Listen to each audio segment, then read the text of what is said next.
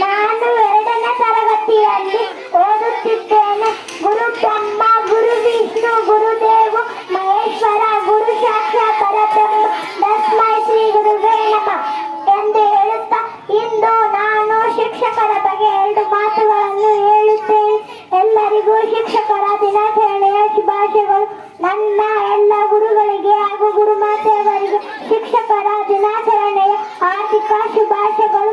ಶಿಕ್ಷಕರು ನಮ್ಮ ಬದುಕಿನ ಆಧಾರ ಸ್ತಂಭಗಳಾಗಿದ್ದರು.